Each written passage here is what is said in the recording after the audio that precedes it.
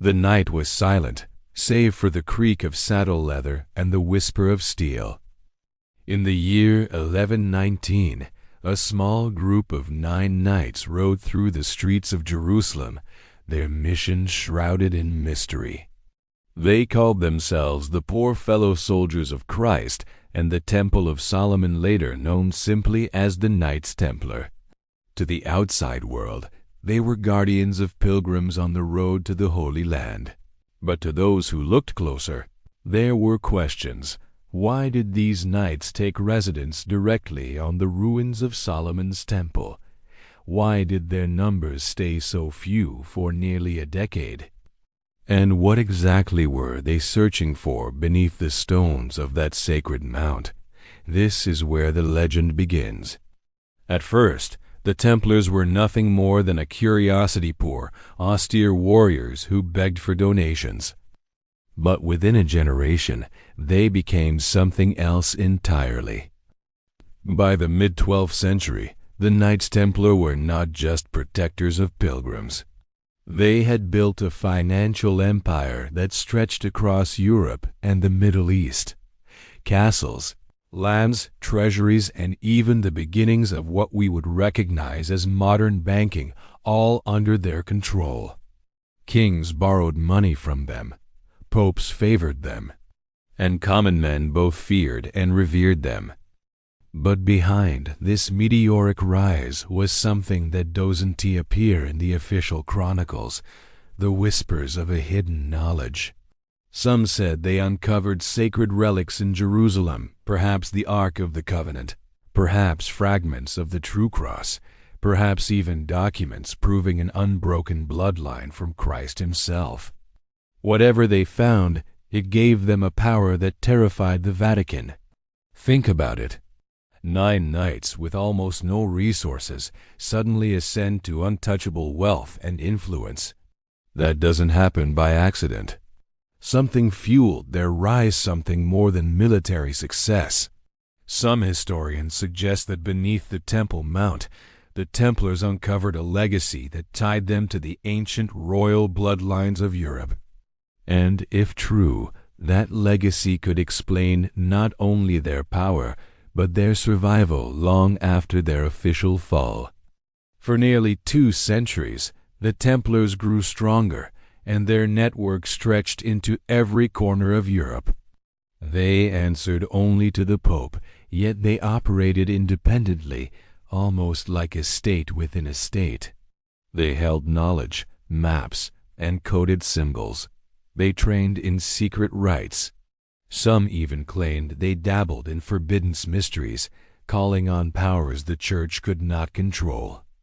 But what terrified the Vatican most wasn't their money, their castles, or their military strength. It was the possibility that the Templars guarded a secret bloodline, a royal heritage that, if revealed, could undermine the Church's authority itself. Imagine a direct descendant of Christ living in the shadows, protected by warrior monks. That would make the Pope, the cardinals, even kings look powerless in comparison. By the early 1300s, their enemies were watching closely. France's King Philip IV, drowning in debt to the Templars, grew desperate. He saw not Knights of God, but a threat he could not control, and so, in October of 1307, he struck. At dawn, Templars across France were arrested accused of heresy, devil worship, and blasphemy. Under torture, some confessed to bizarre rituals, but others refused to speak at all. The Pope, pressured by Philip, officially dissolved the order. But here's where the story takes a turn. Despite the arrests, despite the executions, the Templars never truly disappeared. Their fleet at La Rochelle vanished without a trace. Some say it carried them to Scotland. Others whisper they sailed across the Atlantic centuries before Columbus. What is certain is this: the Templars left behind no treasure, no archives, no records of their supposed wealth. It was as if they had been preparing for this moment all along. And here is the haunting question. Did they also carry with them the knowledge of a secret bloodline? A lineage tied to the Merovingians, the so-called descendants of Christ? If so, then the Templars' true treasure was never gold or relics. It was a legacy of power, passed through hidden channels, waiting for the right moment to re-emerge. But before we can understand how that legacy survived, we need to step back even further to a dynasty that ruled long before the Templars ever took their vows. A dynasty that may have been at the heart of everything, the Merovingians. The Merovingians, the Holy Grail, and the bloodline theory picture the early medieval world, a time of chaos and shifting power. Rome had fallen, Europe was splintered, and tribes warred endlessly over scraps of land. Out of this darkness rose a mysterious dynasty known as the Merovingians. Ruling the Frankish kingdom from the 5th to the 8th century, they claimed to descend from a bloodline unlike any other, a lineage that would later become central to the greatest hidden mystery of all. The Merovingians were no ordinary kings. Chroniclers described them as having a sacred aura, even magical powers.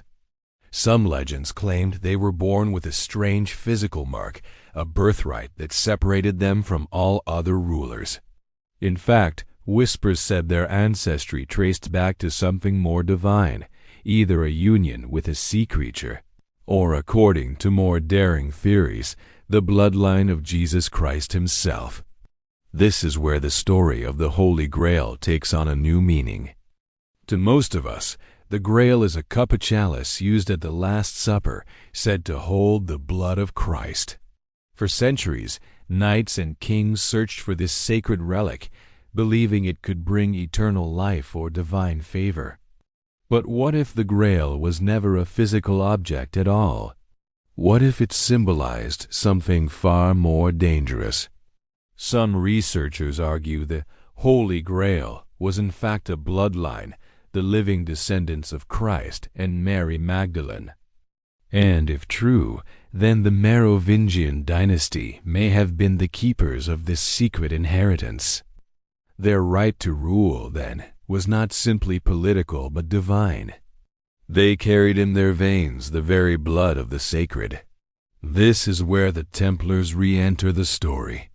When the Templars established themselves in Jerusalem, they weren't just protecting pilgrims. They were digging, searching, and uncovering secrets buried beneath the Temple Mount. Many believe they found documents linking the Merovingians to Christ's lineage. If so, this would explain their sudden rise in power and the Church's fear. For if Christ had living descendants, the authority of the Pope and the Vatican would be shattered overnight. The Church claimed absolute spiritual authority, but a bloodline tied to Jesus would challenge that claim in the most direct way possible. The Vatican could control relics, they could control scripture, but they could not control blood.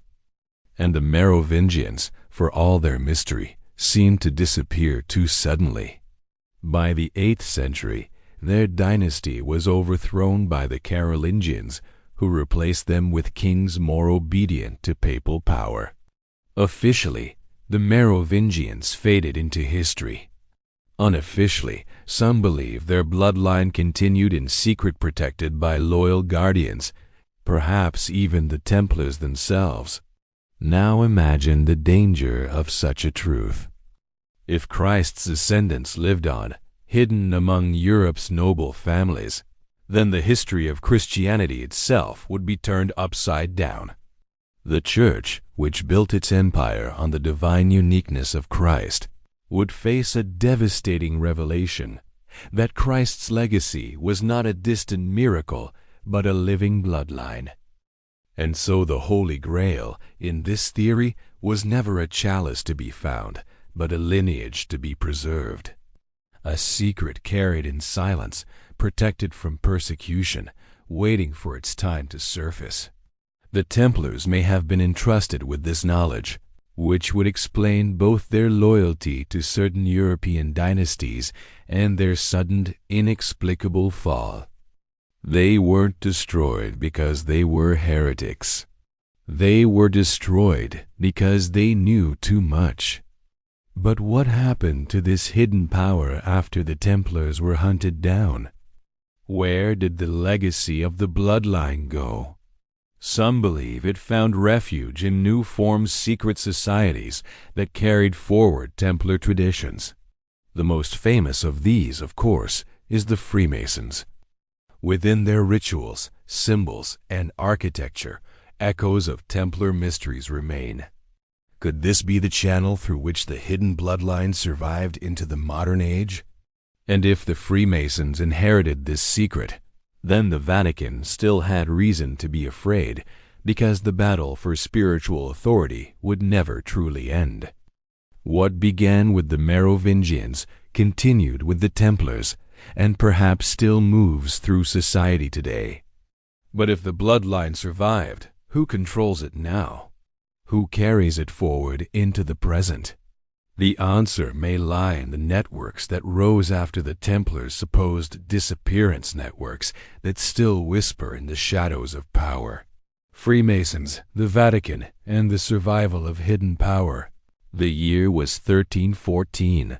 On a cold March morning in Paris, Jacques de Molay, the last Grand Master of the Knights Templar, stood on a wooden scaffold. Flames licked the air as he proclaimed his innocence, and with his final breath he cursed both Pope Clement V and King Philip IV. Within months, both men were dead. To many, this was divine justice. To others, it was proof that the Templars' power had not truly been extinguished. But here is the truth. While the Templar name was outlawed, their legacy did not vanish. It adapted, it transformed, and it slipped into new forms. Whispers began to spread across Europe, whispers of knights who had fled to Scotland, protected by King Robert the Bruce.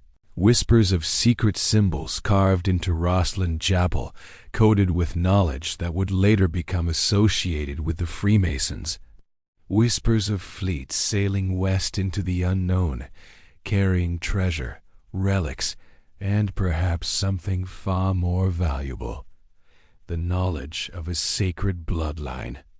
By the 17th and 18th centuries, another society emerged into the public eye, the Freemasons. Outwardly, they were builders, philosophers, and seekers of enlightenment, but their rituals told another story. Hidden within their symbols were echoes of Templar tradition, the square and compass, the all-seeing eye, the Temple of Solomon. These weren't just architectural motifs. They were reminders of a hidden inheritance. Many historians believe that the Freemasons became the vessel through which Templar knowledge survived. Their lodges spread across Europe and into the New World, attracting kings, scientists, and revolutionaries. George Washington, Benjamin Franklin, Mozart, and even Napoleon were linked to the order. What bound them together was not merely fraternity, but the sense that they were part of something older, something that stretched back to the Templars, and beyond them to the Merovingians. But what about the Vatican? The Catholic Church never forgot the threat posed by the Templars. For centuries, the Vatican quietly worked to suppress traces of the bloodline theory. Yet, the more they tried to bury it, the more it reappeared in manuscripts, in whispers, in secret societies. The Church insisted that salvation flowed only through its sacraments, but if the Grail was not a chalice but a bloodline, then salvation was not in Rome's hands. It lived in flesh and blood beyond papal control. This is why the struggle never ended. Even today, conspiracy theories swirl around the Vatican's archives, vast libraries sealed to outsiders, rumored to contain documents proving the survival of Christ's lineage. If such proof exists, it remains hidden, locked away from the world. Meanwhile, the Freemasons carried forward the Templar flame, intertwining with revolutions, monarchies, and empires. Some suggest they placed members in positions of power across governments, banking, and even within the church itself. Others argue their influence has waned. But the one idea that refuses to die is this, that behind the symbols, behind the lodges, and behind the brotherhood lies a singular purpose, the protection of a hidden bloodline. Think about it. What if the descendants of Christ truly walk among us? Not kings crowned in glory, but families in shadow protected by layers of secrecy, supported by networks of influence, their existence shielded until the moment the world is ready. And perhaps that moment is not far off. Today, stories of the Templars and their bloodlines are no longer whispered only in dark corners. They fuel books, films, and entire movements of speculation. Some dismiss it all as legend. Others believe it is the greatest cover-up in human history. But whether myth or reality, one thing is undeniable. The Templars changed the course of history. Their rise, their fall, and their possible survival through the Freemasons remain one of the most enduring mysteries of Western civilization. And in that mystery lies a haunting question. Is the true treasure of the Templars still hidden, not in gold or relics, but in blood? The answer may still be out there, waiting for those bold enough to seek it. And that brings us to the end of tonight's journey into the hidden legacy of the Templars. If you enjoyed uncovering these mysteries, don't forget to like this video, subscribe to the channel, and share it with friends who love history as much as you do. I'd love to hear your thoughts. Do you believe the Templar bloodline truly survived? Or is it just legend? Drop your ideas down in the comments. Until next time, thank you for watching History for Sleep. Rest well, and remember, the past is never as far away as it seems.